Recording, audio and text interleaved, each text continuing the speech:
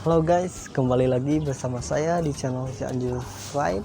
Pada kesempatan kali ini, mari kita berdiskusi secara via online di konten kali ini.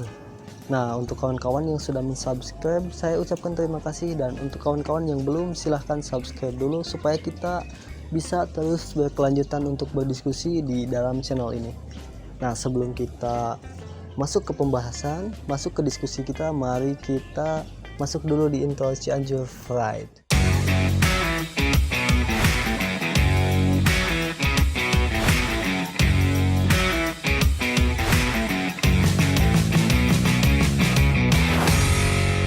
Nah kawan-kawan, pada kesempatan kali ini mari kita berdiskusi tentang hal-hal yang sering dipertanyakan di masyarakat ataupun sering terjadi di masyarakat, bahkan sering terjadi juga di kita anak-anak remaja ataupun yang taraf mau menginjak ke taraf dewasa.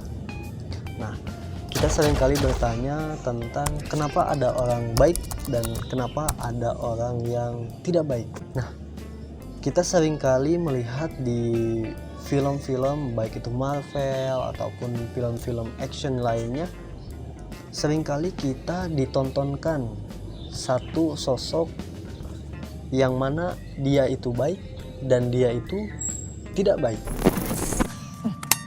So is that it? Is that all you got? Come on, Ken. Come on! Tapi padahal mereka itu memiliki latar belakang yang sama. Apa latar belakang yang sama? Latar belakang yang samanya itu adalah kesakit hatian ataupun kepahitan dalam hidup di masa lalunya. Nah, dengan latar belakang yang sama tersebut, kenapa mereka bisa jadi pribadi yang berbeda? Ada yang menjadi orang tidak baik dan ada yang menjadi orang yang baik ataupun kita kenal menjadi penjahat dan pahlawan di dalam film-film Marvel yang sering kita tonton.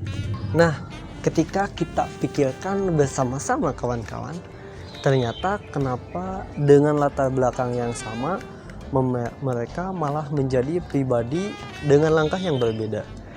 Ternyata ketika kita dipikirkan ataupun mari kita pikirkan, ternyata sebuah tindakan yang berawal dari kesakitan di masa lalu, baik itu akan menjadikan pribadi menjadi baik, lebih baik ataupun menjadi penjahat, ternyata itu tergantung daripada bagaimana seseorang itu menanggapi permasalahan yang terjadi tersebut. Misalkan di masa lalu mereka merasakan kepahitan, ada yang menanggapi bahwasanya kesakitan itu hanya boleh dirasakan olehnya dan orang lain jangan sampai merasakan, sehingga dia mencegah kejahatan yang sama untuk dilakukan kepada orang lain.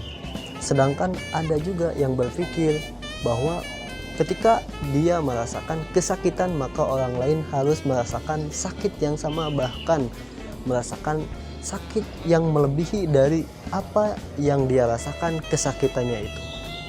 Nah, berarti semua itu tergantung kepada bagaimana kita menanggapi, bagaimana orang menanggapi rasa pahit ataupun latar belakang kepahitan dalam hidup ini untuk menentukan apakah dia akan menjadi baik ataupun dia akan menjadi jahat. Kawan-kawan, kembali lagi kepada kawan-kawan, diri kawan-kawan semua, mari kita berpikir bersama-sama bahwasanya seberat apapun permasalahan yang kita sedang hadapi sekarang, teman-teman harus bisa dengan dewasa menanggapi hal tersebut.